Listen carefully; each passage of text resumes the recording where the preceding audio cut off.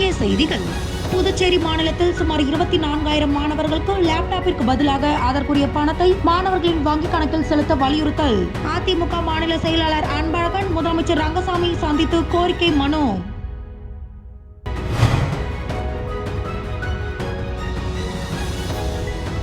இலங்கை கடற்படையினரால் சிறைப்பிடிக்கப்பட்ட காரைக்கால் மீனவர்களை மீட்க மத்திய அமைச்சருக்கு முதல்வர் ரங்கசாமி கடிதம்.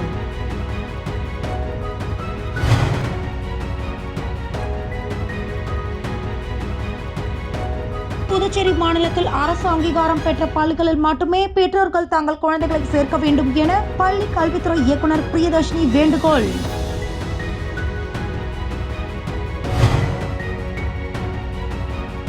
காரைக்காலில் சனிப்பெயர்ச்சி விழா தீவிரம். சுமார் 500 போலீசார் ஈடுபட்டுள்ளனர். புதுச்சேரியில் 11 மற்றும் 12ஆம் வகுப்பு மாணவர்களுக்கு வழங்கப்பட உள்ள லேப்டாப்பிற்கு பதிலாக அதற்குரிய பணத்தை மாணவர்களின் வங்கிக் கணக்கில் செலுத்த வலியுறுத்தி அதிமுக மாநில செயலாளர் அன்பழகன் சட்டப்பேரவையில் முதல்வர் ரங்கசாமியை சந்தித்து இன்று கோரிக்கை மனு அளித்தார்.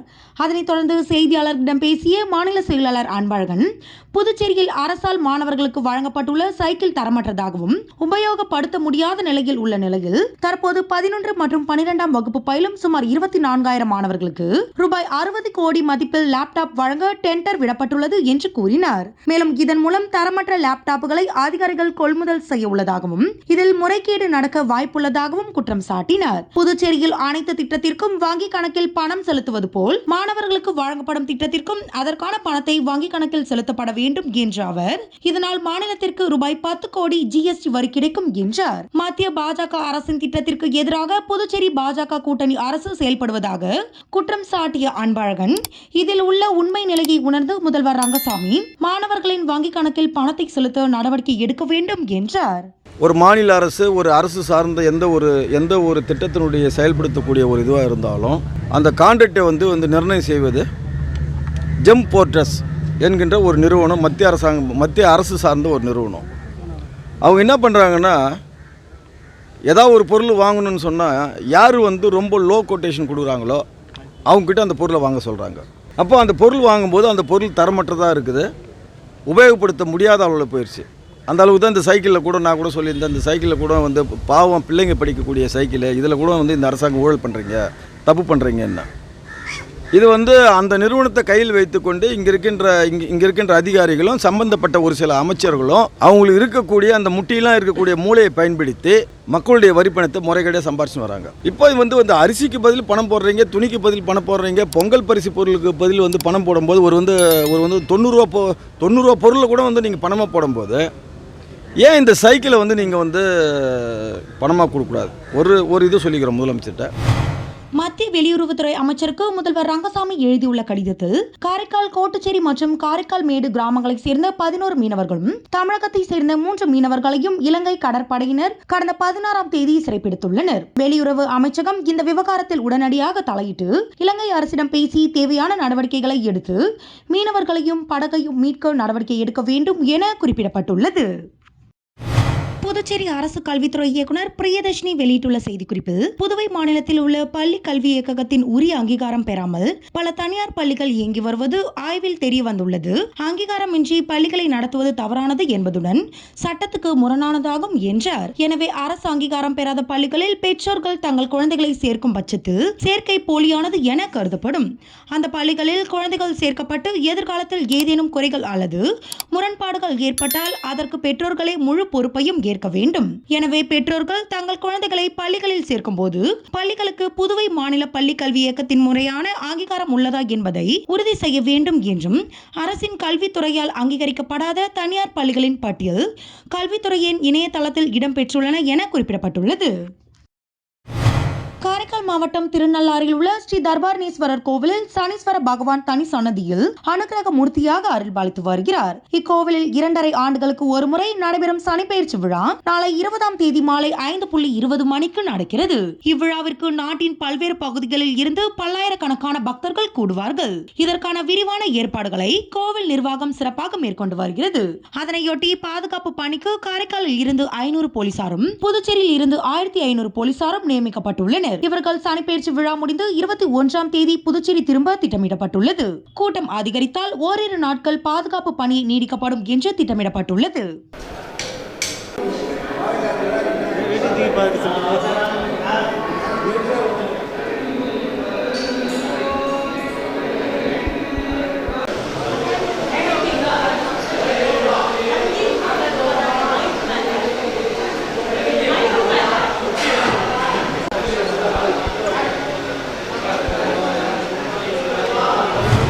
புதுச்சேரியில் உள்ள அவரது இல்லத்தில் செய்தியாளர்களை சந்தித்த முன்னாள் முதலமைச்சர் நாராயணசாமி, புதிதாக கட்டப்பட்டுள்ள நாடாளுமன்றத்தில் அனைத்து பாதுகாப்பு வசதிகளும் இருக்கிறது என்று தெரிவித்த பிரதமர் நரேந்திர மோடியால் நாடாளுமன்றத்தில் எம்பிகளுக்கு அவரால் பாதுகாப்பு கொடுக்க முடியவில்லை. இதற்காக பிரதமர் நரேந்திர மோடி தலைகுனிய வேண்டும் என்றார். புதுச்சேரியில் 380 கோடி ரூபாயில் பொருத்தப்பட உள்ள ப்ரீபெய்ட் மின்மீட்டர் திட்டத்தில் 30% ஆட்சியாளர்கள் கமிஷன் பெற்றுள்ளதாக குற்றம் சாட்டினார். மேலும் இந்தியாவில் எந்த மாநிலத்திலும் இல்லாத ப்ரீபெய்ட் மின்மீட்டர் திட்டத்தை புதுச்சேரியில் அமல்படுத்த மத்திய அரசு ஏன் துடிக்கிறது என்று கேள்வி எழுப்பிய அவர், ரங்கசாமி பலவீனமாக உள்ளாரா, மத்திய அரசை ஏன் அவர் எதிர்க்கவில்லை என்றார். மாணவர்களுக்கு முட்டை கொள்முதல் செய்தல், ஊழல், மாட்டு தீவனம் வாங்கியதில் ஊழல் என்று குற்றம் சாட்டிய அவர், ஊழல் மிகுந்த ஆட்சியாக உள்ளது, இந்த ஊழலுக்கு முற்றுப்புள்ளி வைக்க வேண்டும் என்றார்.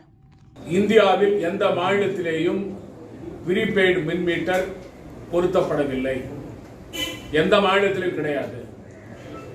புதுச்சேரி மாநிலத்தில் அதை செய்வதற்கு மத்திய அரசு துடிப்பதற்கு காரணம் என்ன? முதலமைச்சர் ரங்கசாமி பலவீனமாகிவிட்டாரா? ஏன் அவர் மத்திய அரசை எதிர்க்கவில்லை? புதுச்சேரி மாநில மக்கள், எதிர்க்கட்சிகள் எல்லாம் ஒரே குரலாக ப்ரீபெய்ட் மின்மீட்டரை பொருத்துவதை நாங்கள் எதிர்க்கிறோம் என்று எதிர்ப்பை தெரிவித்து போராட்டம் நடத்தி வருகிறார். புதுச்சேரி காலாப்பட்டு மத்திய சிறையில் 300க்கும் மேற்பட்ட விசாரணை மற்றும் தண்டனை கைதிகள் உள்ளனர். சிறை கைதிகள் மறுவாழ்வுக்காக சிறை நிர்வாகம் மற்றும் அரபிந்தோ சொசைட்டி மூலம் கால்நடை வளர்ப்பு, தோட்டம் அமைத்தல், மூலிகை செடி வளர்ப்பு, FM ரேடியோ என ஏராளமான பணிகள் நடைபெற்று வருகின்றன. இதனை அறிந்த நடிகரும் இயக்குனருமான பார்த்திபன் காலாப்பட்டு மத்திய சிறையை பார்வையிட்டார். அவரை சிறை IG ரவிதீப் சிங் சாகர் வரவேற்றார். தலைமை கண்காணிப்பாளர் அழகேசன், கண்காணிப்பாளர் பாஸ்கரன் சிறையில் மேற்கொள்ளப்பட்ட மறுவாழ்வு பணிகள் குறித்து விளக்கினார். சிறை வளாகத்தை பார்வையிட்ட நடிகர் பார்த்திபன், சிறை நூலகத்திற்கு புத்தகங்கள், கைதிகளுக்கான விளையாட்டு உபகரணங்கள் வாங்கி தருவதாக உறுதியளித்தார். மனித பிறவியே நல்லவனா மாறுறதுக்கான ஒரு முயற்சி தான் மனித பிறவி. மனிதனா எல்லாருமே அப்படியே புனிதனாகிறது கிடையாது. எல்லாருமே தவறு செஞ்சு கொஞ்சம் வெளியில வருது. இந்த புதுச்சேரியோட இந்த சிறைச்சாலையோட அமைப்பை பார்க்கும்போது இங்கே இயற்கை விவசாயம், மலர்கள், செடிகள், கொடிகள் இதெல்லாம் பார்க்க டெஃபினட்டாக இங்கே மனிதர்கள் எல்லாருமே திருந்துறதுக்கான ஒரு வாய்ப்பு இருக்குன்னு எனக்கு. காரைக்கால் மாவட்டத்தில் உள்ள நெடுங்காடு தொகுதிக்குட்பட்ட பல்வேறு பகுதிகளில் சாலை, குடிநீர், மின்சாரம், சாக்கடை வசதி உள்ளிட்ட அடிப்படை வசதிகள் இல்லை எனவும் இதனை போர்க்கால அடிப்படையில் சீர் செய்து தர வேண்டி இன்று மாவட்ட ஆட்சியர் குலோத்துங்கனை சந்தித்து நெடுங்காடு போராளிகள் குழுவினர் மனு அளித்துள்ளனர். நெடுங்காடு தொகுதி காரைக்கால் மாவட்டத்தில் புறக்கணிக்கப்பட்ட தொகுதியாக இருந்து வருவதாகவும் இங்கு வாழும் மக்களுக்கு சாலை, குடிநீர் உள்ளிட்ட அடிப்படை வசதிகள் ஏதும் இல்லை எனவும் குற்றம் சாட்டியுள்ளனர். உடனடியாக போர்க்கால அடிப்படையில் அடிப்படை வசதிகளை செய்து தர வேண்டும் என்றும் அவர்கள் மாவட்ட ஆட்சியர் மூலம் புதுச்சேரி அரசுக்கு கோரிக்கை விடுத்துள்ளனர். கோரிக்கைகள் நிறைவேறாத பட்சத்தில் மக்களை திரட்டி மாபெரும் போராட்டத்தில் ஈடுபட உள்ளதாகவும் அவர்கள் தெரிவித்துள்ளனர். பின்தங்கிய பகுதியா நெடுங்காடு இருக்கு. அங்க சரியான சாலைகள் இல்ல, மருத்துவமனைகள சரியான பணியாளர்கள் இல்ல. அங்க நெடுங்காடு மருத்துவமனையிலும் நல்லாத்தூர் மருத்துவமனையும் பார்மசி இல்லாமலும் மருந்து மாற்றம் வழங்கப்படுது. பகவான் ஸ்ரீராமரின் அயோத்தி கோவில் அஷ்டபந்தன மகா கும்பாபிஷேகம் வரும் 22ஆம் தேதி நடைபெற உள்ளது. இதற்காக ஸ்ரீ அயோத்தி ராம ஜென்ம பூமி தீர்த்த சேஷத்ர டிரஸ்ட் நிறுவனம் ராமரின் அருள் பாலித்த அச்சதை பாரதத்தின் எல்லா வீடுகளுக்கும் எடுத்து செல்லும் பணியை லாஸ்பேட்டை விவேகானந்தா மேல்நிலை பள்ளியில் இருந்து துவங்கியுள்ளது. இதில் சிறப்பு அழைப்பாளராக முதலமைச்சர் ரங்கசாமி, குடிமைப் பொருள் வழங்கல் துறை அமைச்சர் சாய்ஜி சரவணகுமார் மற்றும் சட்டமன்ற உறுப்பினர் ராமலிங்கம், வெங்கடேசன், அசோக் பாபு உள்ளிட்ட 30 தொகுதிகளை சேர்ந்த பாஜக நிர்வாகிகள் திரளாக கலந்து கொண்டனர். தொடர்ந்து மண்ணாடிப்பட்டு தொகுதிக்கு வந்த ராமர் அருள்பாலித்த அச்சதை உள்துறை அமைச்சர் நமச்சிவாயம் வரவேற்று ஊர்வலமாக எடுத்து வந்து KR பாளையம் கோவிலில் வைத்து பூஜை செய்தார். முன்னதாக ஊர் பொதுமக்கள் கலசத்திற்கு ஆர்த்தி எடுத்து வரவேற்றனர்.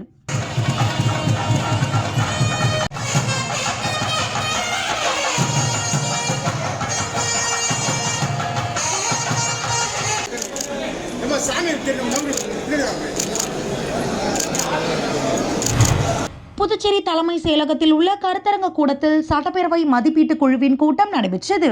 சட்டப்பேரவை தலைவர் செல்வம் தலைமையில் நடைபெற்ற கூட்டத்தில் குழுவின் தலைவர் நாஜி முன்னிலை வகித்தார். இதில் சட்டமன்ற உறுப்பினர்கள் நேரு, ரமேஷ், ஆறுமுகம், பிரகாஷ்குமார் ஆகியோர் முன்னிலை வகித்தனர். கூட்டத்தில் மத்திய அரசு நிதி உதவி பெறும் திட்டங்களின் செயல்பாடுகள் மற்றும் கடன் ஆகியவற்றின் நிதி ஒதுக்கம் மற்றும் செயல்பாடுகள் ஆகியவை குறித்து விரிவாக விவாதிக்கப்பட்டது. பணிகளை விரைந்து முடிக்க நடவடிக்கை எடுக்க வலியுறுத்தப்பட்டது. மதிப்பீட்டு குழு உறுப்பினர்கள் மற்றும் தொடர்புடைய அரசு துறை செயலர்கள் மற்றும் துறை தலைவர்கள் இக்கூட்டத்தில் கலந்து கொண்டனர். திருப்பி நம்மளுடைய சேர்மன் சொன்ன மாதிரி கடைசி மார்ச் 31 ஃபைனான்ஸ் நைட்டு 12 வரையும் உட்காந்து கையெழுத்து வாங்கி அதை நீங்கள் டெபாசிட் பண்ணி அதுக்கப்புறம் அப்போ கூட எவ்வளோ பண்ணீங்கன்னா 90% பட்ஜெட் எவ்வளோ க்ளோஸ் பண்ணி 10% வந்து திருப்பி சாப்பிட்டு பண்ணுவீங்க.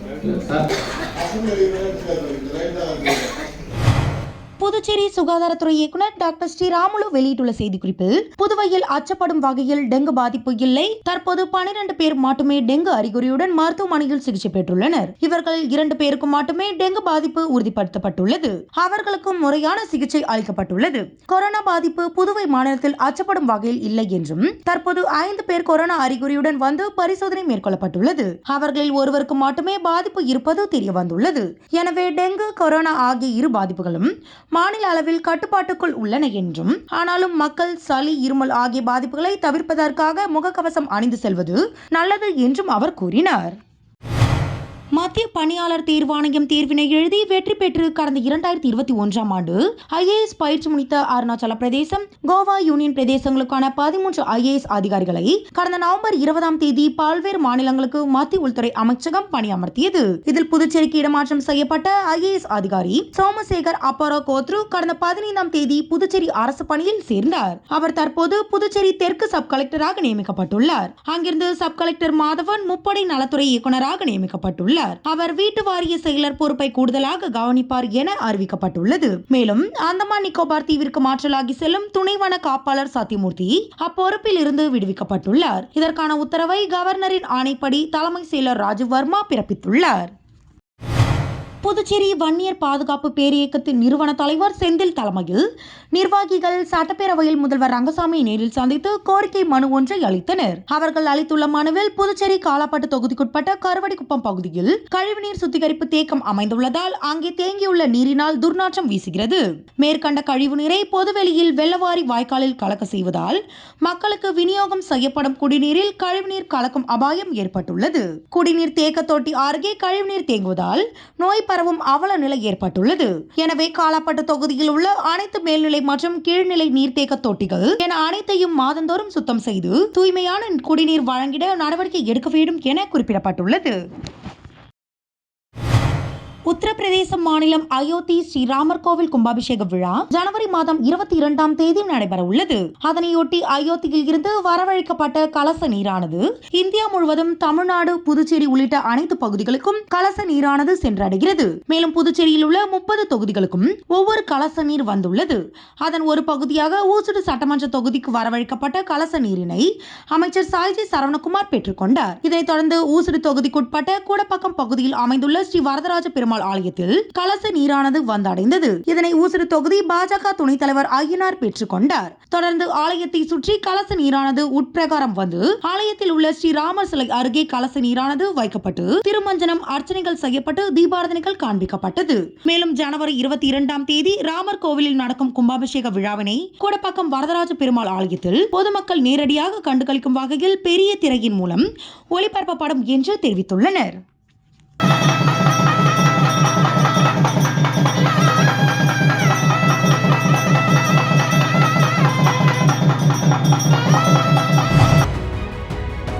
இன்றைய செய்திகள் இத்துடன் நிறைவடைகின்றன. புதுச்சேரி மாநிலத்தில் சுமார் 24,000 மாணவர்களுக்கு லேப்டாப்பிற்கு பதிலாக அதற்குரிய பணத்தை மாணவர்களின் வங்கிக் கணக்கில் செலுத்த வலியுறுத்தல். அதிமுக மாநில செயலாளர் அன்பழகன் முதலமைச்சர் ரங்கசாமி சந்தித்து கோரிக்கை மனு.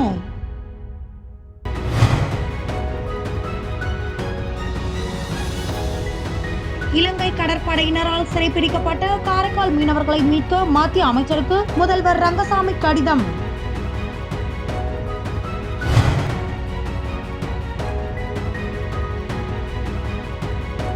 புதுச்சேரி மாநிலத்தில் அரசு அங்கீகாரம் பெற்ற பள்ளிகளில் மட்டுமே பெற்றோர்கள் தங்கள் குழந்தைகளை சேர்க்க வேண்டும் என பள்ளி கல்வித்துறை இயக்குனர் பிரியதர்ஷினி வேண்டுகோள்.